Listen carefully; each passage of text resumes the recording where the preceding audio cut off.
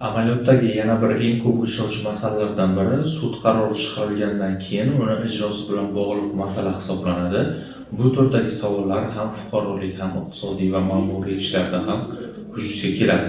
Bu holatda sud qarori chiqarilgandan keyin ko'pchilikka ma'lum, sud qarori chiqarilishi bilan uning ijroga kirish muddati bor, ya'ni 1 oy muddatdan keyingina sud qarori ijro etilishiga kiritiladi. Ya'ni bu holatda bu muddat agar sudning qaroridan tomonlardan biri norozi bo'lgan taqdirda shikoyat qilish uchun belgilangan hisoblanadi. Ya'ni bu muddat ichida tomonlar aytaylik shikoyat qilmagan taqdirda sud qarori ijroga yuboriladi.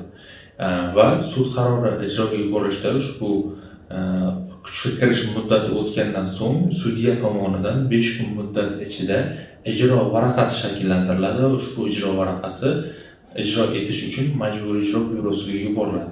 Va Majburiy ijro byurosi tomonidan bu ijro faoliyati bilan bog'liq bo'ladi. Bu qonunda nazarda tutilgan ijrochi tomonidan aytaylik ixtiyoriy muddat beriladi. 15 kunlik ixtiyoriy muddatdan keyingina majburiy ijro harakatlari amalga oshiriladi. Ya'ni mol-mulkdan qatlovi, pul mablag'lari xatlanadi yoki undiruv mol-mulkiga qaratilishi mumkin bo'ladi.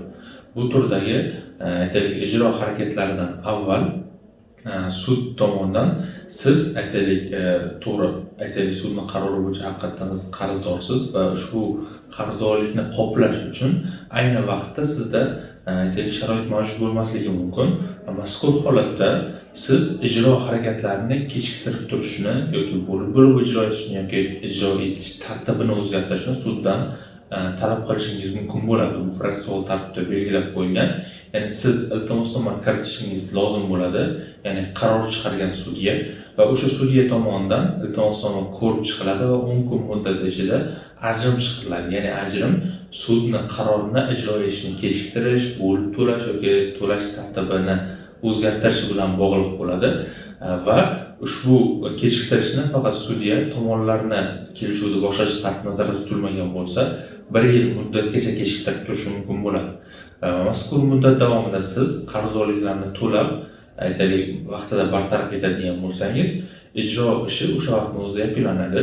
Endi bu nima uchun kerak deydigan bo'lsak, aytaylik siz sudga o'sha sudning qarori chiqarilgandan keyin uni ijrosi majburiy tartibda ijro etildi, ya'ni mol-mulk xatlanadi, undiruv mol-mulkka qaratilishi mumkin.